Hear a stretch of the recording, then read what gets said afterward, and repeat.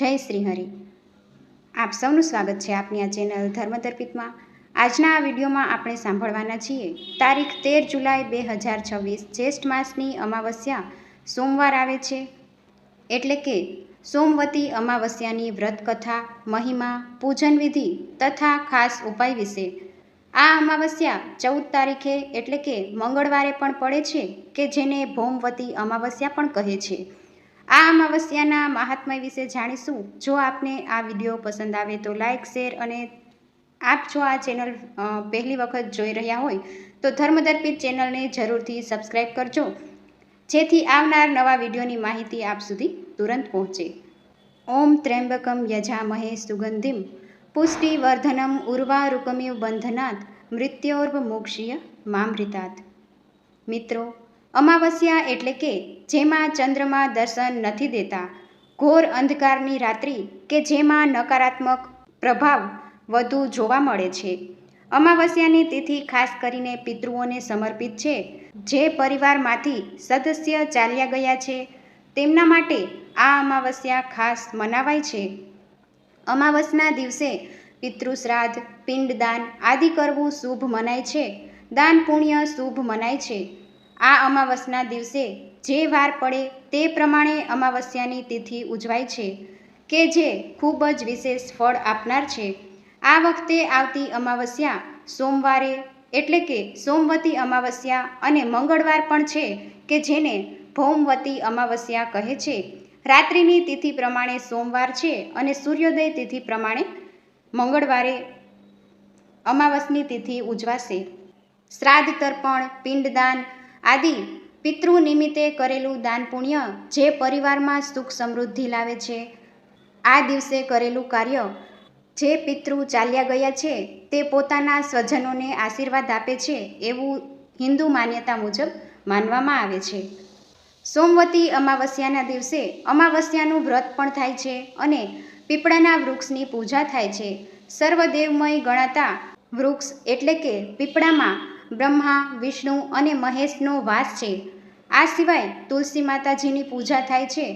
જ્યેષ્ઠ માસની અમાવસ્યામાં પિતૃના નામ ઉપરથી વૃક્ષો વવાય છે, કે જેથી પિતૃને મોક્ષ પ્રાપ્ત થાય અને પ્રકૃતિનું જતન પણ થાય. સોમવારના પડતી અમાવસ્યા મહાદેવને ખૂબ જ પ્રિય છે એવું કહેવાય છે, જે પિતૃને પણ પ્રિય છે. આમ આ દિવસે પિતૃને મોક્ષ પ્રાપ્ત થાય છે. આજે વિષ્ણુ સહસ્ત્ર પાઠ, ગીતાજીનો 7મો કે બીજો અધ્યાયનો પાઠ કરવો, સાંભળવો ખૂબ જ શુભ મનાય છે. આ અમાવસ્યાના દિવસે ભગવાન મહાદેવની ધૂપ, દીપ, નૈવેદ્ય, બિલ્વપત્ર આદિથી પૂજા થાય છે. ચાલો જાણીએ અમાવસ્યાની તિથિ ક્યારે આરંભ થાય છે. આ અમાવસ્યા 2 દિવસ પડે છે. તો હિન્દુ પંચાંગ અનુસાર તારીખ 13 જુલાઈ 2026 તિથિ પ્રારંભ થાય છે સાંજે 6:50 આસપાસ અને તિથિ પૂર્ણ થાય છે 14 જુલાઈ 2026 બપોરના 3:12 આસપાસ. અમાવસ્યાની તિથિ રાત્રિ તિથિ પણ ગણાય છે. રાત્રિએ ભગવાન શ્રી હનુમાનજીની પૂજા, ભૈરવજીની પૂજા, શનિદેવની પૂજા આદિ થાય છે. ઘોર અંધકારમાં ચંદ્રમાના દર્શન થતા નથી, માટે અમાવસ્યાની તિથિ તારીખ 13 જુલાઈ 2026 સોમવારના દિવસે અમાવસ્યાની તિથિ પડશે, જે સોમવતી અમાવસ્યા કહેવાશે. આ દિવસે અમાવસ્યાનું વ્રત પણ થઈ શકે છે અને 14 જુલાઈ 2026 સૂર્યોદય તિથિ પ્રમાણે ગણાય છે, માટે આ દિવસે સ્નાન, દાન, જપનો મહિમા બતાવાય છે. પિતૃ તર્પણ પણ થશે, પીપળાનું પૂજન થશે. આમ સોમવતી અમાવસ્યા અને ભૌમવતી અમાવસ્યાની ઉજવણી થશે. આ દિવસે પિતૃ તર્પણ વિધિ થાય છે.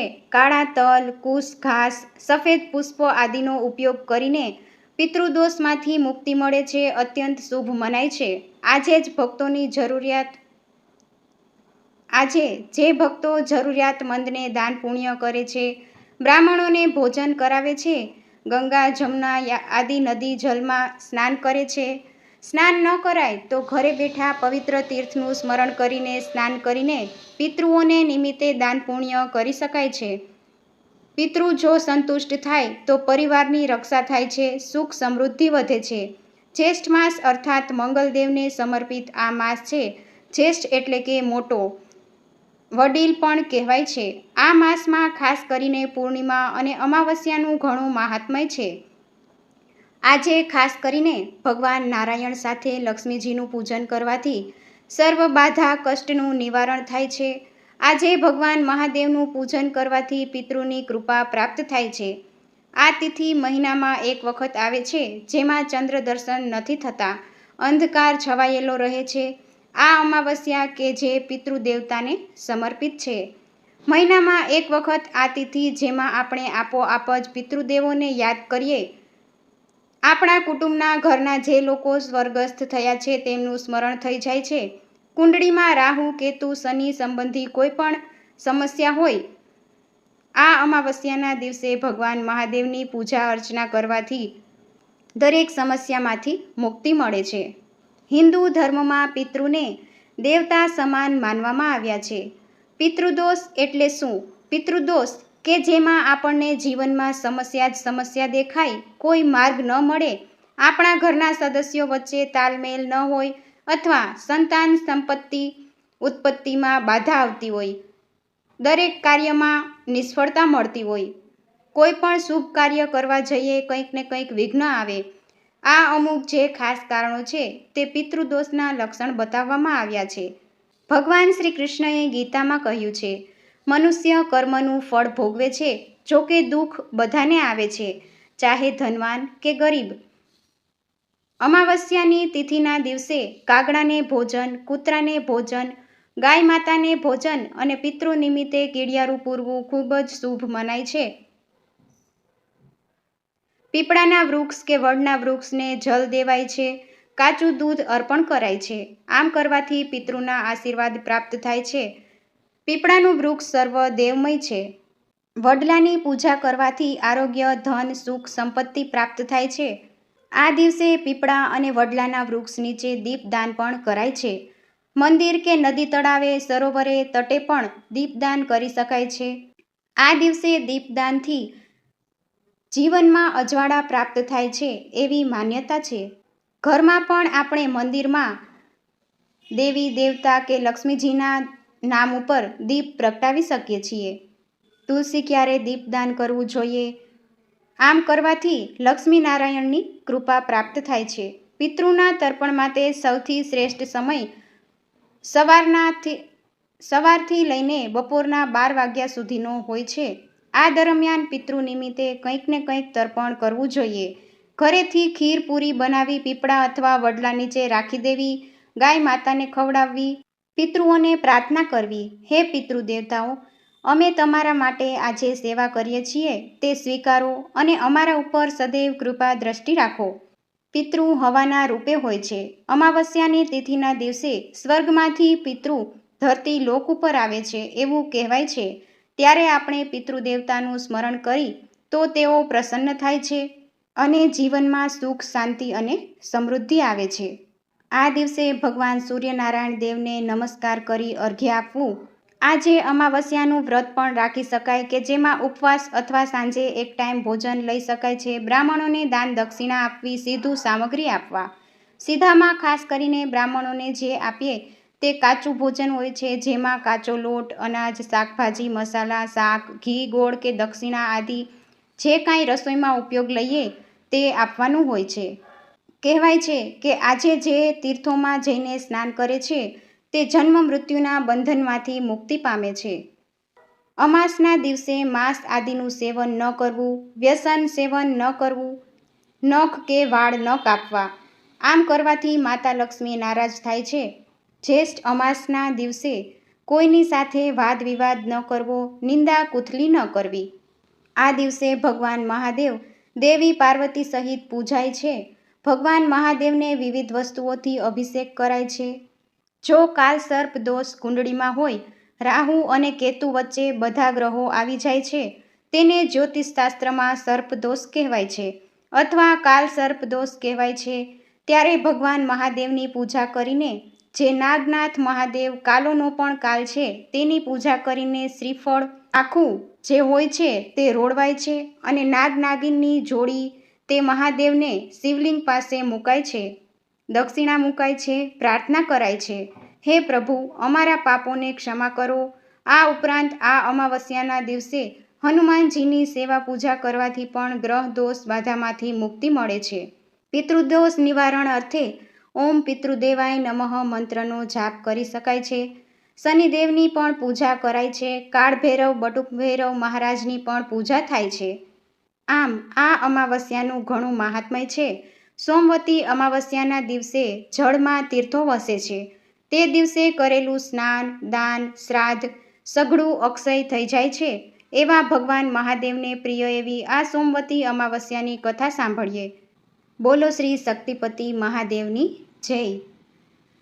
દક્ષિણમાં આવેલ કાંચી નગરીમાં ચિત્રવર્મા નામના એક બ્રાહ્મણ રહેતા હતા. તેની પત્નીનું નામ હતું જયાવતી. તેમને 7 પુત્રો અને 1 પુત્રી હતા. પુત્રીનું નામ મધુવતી. તે ઘણી ગુણવાન, તેના મંગલાચરણથી ઘરના બધા પ્રસન્ન રહેતા.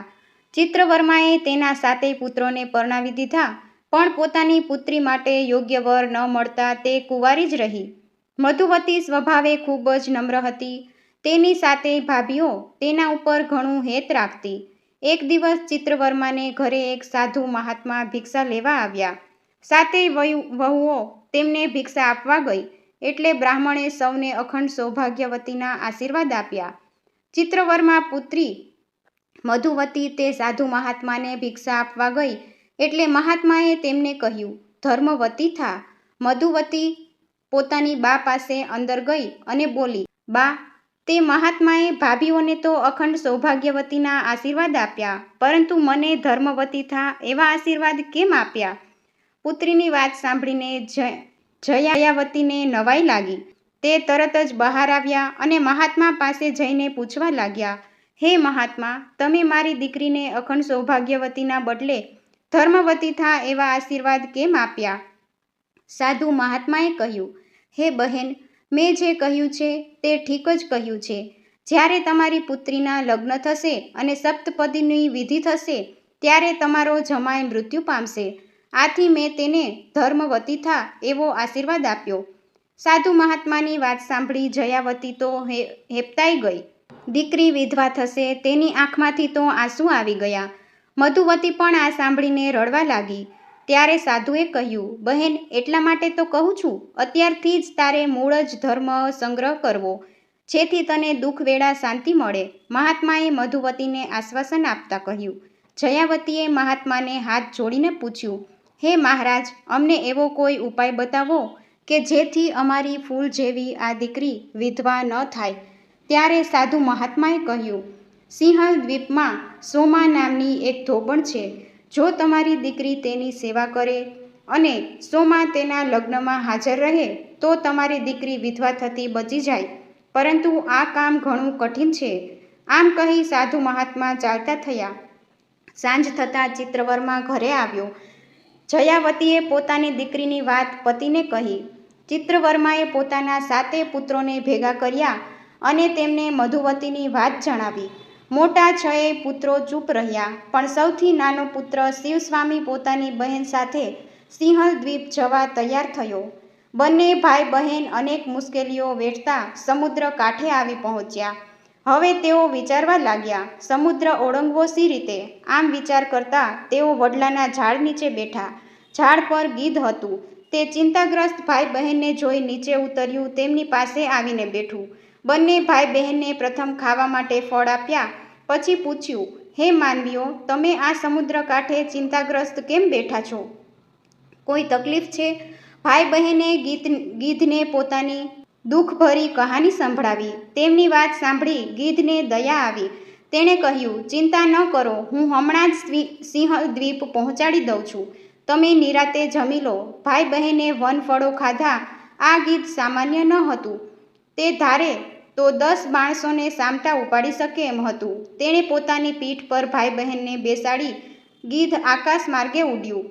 ઘડીવારમાં ઉછળતા સાગરને પેલે પાર પહોંચ્યું. બંને ભાઈ બહેન સોમાના ઘર આગળ ઉતરી ગયા. સવાર થવાને વાર હતી. ભાઈ બહેન વિચારવા લાગ્યા, હવે સોમા પાસે જવું કઈ રીતે? ત્યારે મધુવતી બોલી, ભાઈ, આપણે સોમાની કંઈ સેવા ચાકરી કરીએ તો કદાચ તે રાજી થાય. આમ વિચારી સોમા ધોબણનું આંગણું વાળી ચોખ્ખું સાફ સુથરું કરી નાખ્યું. સવાર પડતા સોમા બહાર ઉઠીને જુએ, આંગણું એકદમ ચોખ્ખું હતું. તેને ખૂબ નવાઈ લાગી. મારું આંગણું કોણે સાફ કર્યું? પરંતુ તેને આ વાતની ખબર ન પડી. બીજા દિવસે પણ સોમાનું આંગણું વાળીને ચોખ્ખું કર્યું. આમ દરરોજ ભાઈ બહેન સવારે સોમાનું આંગણું વાળીને સાફ કરી દેતા. સોમાને આ જોઈને ખૂબ નવાઈ લાગી. વિચાર્યું કે મારું આ કામ કોણ કરે છે તે મારે જોવું જોશે. તે રાતના એક ખૂણામાં સંતાઈ ગઈ. સવાર થતાં જ ભાઈ બહેન આવ્યા. આંગણું વાળીને સાફ કરવા લાગ્યા. સોમા ખૂણામાંથી બહાર આવી બોલી, તમે કોણ છો? આ મારું કામ શા માટે રોજ કરો છો? શિવ સ્વામીએ પોતાની ઓળખાણ આપીને કહ્યું, અમે ભાઈ બહેન છીએ, અમે બ્રાહ્મણ છીએ. ત્યારે સોમાએ કહ્યું, તમે બ્રાહ્મણ થઈને મારા ઘરનું આંગણું વાળી સાફ કરો છો તો શું મને પાપમાં નાખવા તો નથી માંગતા? હવે તમે આ કામ બંધ કરો. મારા અતિથિ છો, હું તમારી સાથે તમારે ત્યાં જરૂર આવીશ. સોમાએ પોતાના દીકરાની વહુઓને બોલાવીને કહ્યું, હું આ ભાઈ બહેન સાથે જાઉં છું, પણ જો આપણે ઘરે કોઈ મરી જાય તો હું આવું ત્યાં સુધી તેને સાચવીને રાખજો. આમ કહીને સોમા પોતાના વ્રતના પ્રભાવે શિવ સ્વામી અને મધુવતીને લઈને આકાશ માર્ગે ઉડ્યા. ઘડીવારમાં તો તેઓ કાચી નગરમાં આવી ગયા. સોમા અને બંને ભાઈ બહેન પોતાના ઘરે આવ્યા. ચિત્રવર્મા અને જયાવતી સોમાને સાથે આવેલા જોઈને પ્રસન્ન થયા. બંને પતિ પત્નીએ સોમાની આગતા સ્વાગતા કરી. પોતાના ઘરમાં રહેવા માટે એક અલગ ઓરડો પણ આપ્યો. મધુવતી દરરોજ સોમાની ખૂબ જ સેવા કરવા લાગી. થોડા સમયમાં ઉજ્જૈનમાં રહેતા રુદ્ર શર્મા નામના બ્રાહ્મણ સાથે મધુવતીના લગ્ન ગોઠવ્યા. ઉજ્જૈનથી જાન આવી લોકો જાત જાતના અટકળો કરવા લાગ્યા. ચોરીમાં મંગળ ફેરા ફરવા માંડ્યા. ત્યાં તો રુદ્ર શર્મા બેભાન થઈને નીચે પડ્યા. લગ્ન મંડપમાં હાહાકાર મચી ગયો. સગાવાલાઓ કલ્પાંત કરવા લાગ્યા. સોમાએ બધાને શાંત પાડીને કહ્યું, તમે ચિંતા ન કરો, જમાઈ હમણાં જ ઉઠશે. આમ કહી તેણે હાથમાં જળ લઈ અંજલિ ભરી રુદ્ર શર્માને સોમવતી અમાવસ્યાનું પુણ્ય અર્પણ કર્યું. તે પાણીનો છંટકાવ થતાં રુદ્ર શર્મા તુરંત જ બેઠા થયા. સૌના આનંદનો પાર ન રહ્યો. મધુવતી સોમાના પગે પડીને આશીર્વાદ મેળવ્યા. સોમાએ બધાની વિદાય લઈને પોતાને ત્યાં આવવા નીકળી. તે સિંહલ દ્વીપમાં આવી પહોંચી. રસ્તામાં તેને એક બહેન મળી. તે કપાસનો ભારો ઉતારીને થાક ખાતી હતી. કપાસનો ભારો ઉતારીને તેણે સોમાને ભારો ચડાવવા કહ્યું. સોમાએ કહ્યું, બહેન, મારે સોમવતી અમાવસ્યા, આજે હું કપાસને અડીશ નહીં. આમ કહીને તે આગળ ચાલી. રસ્તામાં તેને મૂળાનો ભારો લઈને જતી બહેન મળી. તેણે સોમાના માથા પરથી ભારો ઉતારવા માટે કહ્યું.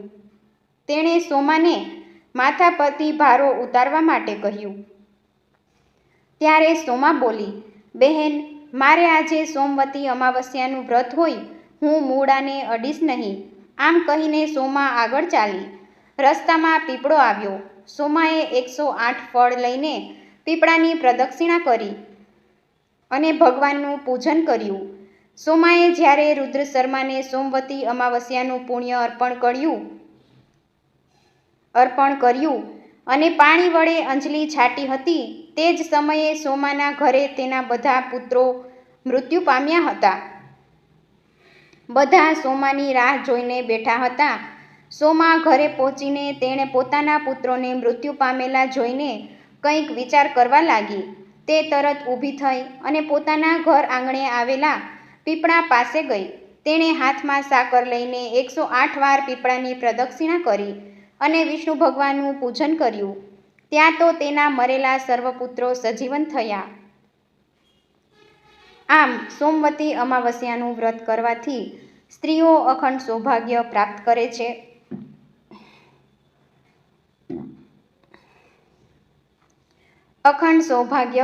કરે છે. અને તેનું પુણ્ય બીજી સ્ત્રીને આપવાથી પણ તે સ્ત્રી અખંડ સૌભાગ્યવતી બને છે. આવો મહિમા છે આ સોમવતી અમાવસ્યાનું. હે શિવજી, તમે જેવા સોમાને ફળ્યા તેવા આપનું આ વ્રત કરનાર, કથા કહેનાર, કથા સાંભળનાર સૌને ફળજો. બોલો શક્તિપતિ ભગવાન મહાદેવની જય, પિતૃ દેવતાની જય. આમ આજના દિવસે ભગવાન મહાદેવનો રુદ્રાભિષેક કરવાથી સર્વ પાપ નષ્ટ થાય છે એવો મહિમા છે. રુદ્રાભિષેક કરતી વખતે કઈ સામગ્રી જોઈએ તો ચાલો જાણીએ. જેમાં પંચામૃત જોશે, ગંગાજળ, શિવલિંગ, શૃંગી, પંચામૃત પાત્ર, બિલ્વપત્ર, ધતુરો, 5 પ્રકારના ફળ, 5 પ્રકારની મીઠાઈ, ધૂપ, દીપ, કપૂર, ચંદન, અક્ષત, સોપારી, મૌલી, રુદ્રાક્ષ અને 5 મુખી રુદ્રાક્ષની માળા જે આપણે જપ કરીએ છીએ એના માટે તથા વસ્ત્રદાન માટે, દક્ષિણા માટે રાખવું અને 16 શૃંગારની સામગ્રી જો આપણે મા પાર્વતીજીના નામ ઉપર ધરતા હોય તો એ પણ ઉત્તમ છે. આજે શિવ અને પાર્વતીની પૂજા કરીને ભક્તો પોતાના સંસારને સુખી થાય એવા આશીર્વાદ પ્રાપ્ત કરે છે. પિતૃઓની મુક્તિ માટે કામના પણ થઈ શકે છે.